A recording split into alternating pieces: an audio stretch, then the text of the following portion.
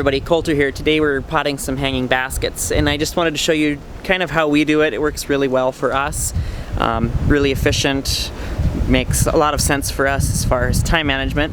So the first thing we like to do is we like to pre-pot a bunch of pots, a bunch of the baskets here like this.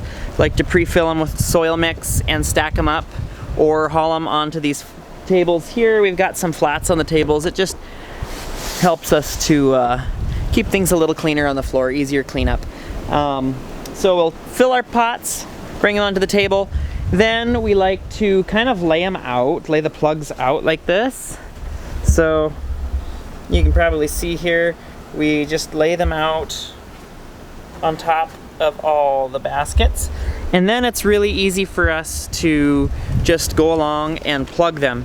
And I'll show you kind of what we like to do. We kind of like to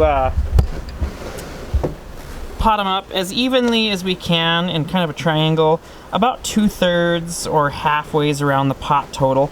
And what this does is when they grow out, it helps them to stay more even. You'll kind of get a nice trail around the edges of the baskets, and it won't be all lumped and mounded in the middle or hollow in the middle either if you do it like this way.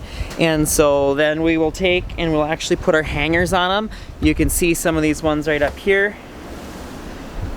We've got our hangers on them and we hang them up, and that's where we'll grow them out. As soon as we get a batch done, we'll water them while they're hanging.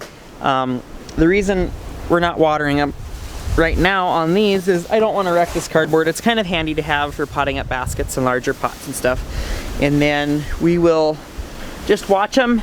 We'll only water them as they need it. They really don't need watered super often this time of year. But as they get a little bit more mature, rooted in better, they'll start using more of that water. As it gets hotter, the sun will start evaporating more of that water.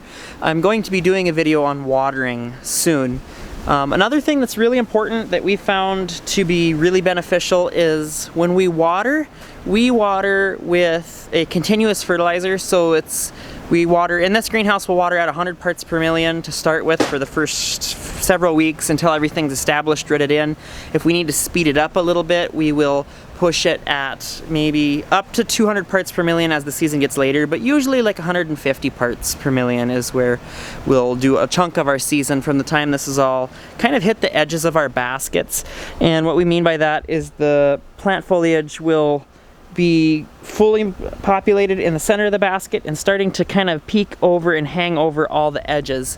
And at that point we know it's time to start bumping the fertilizer, especially if they're maybe a little behind where we would want them, so that they're nice and full and uniform and ready to bloom out well for Mother's Day and such. That's when we kind of want them at their prime and their peak. If they're going too fast, we just back off the fertilizer a little bit, turn the heat down in the greenhouse.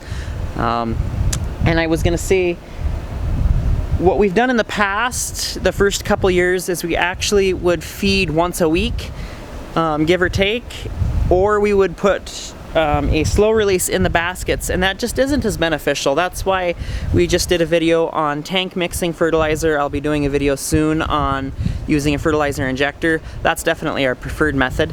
But yeah, that's how we do our baskets. And as the farm updates come out in the future weeks, you'll be able to see how these are coming along and growing and getting ready to blossom and ready to ship out for sale, whether that's through our retail end or through our wholesale end. And anyways, we're really looking forward to showing you what we've got going, show you, how we do it, and hopefully these things can be helpful to you.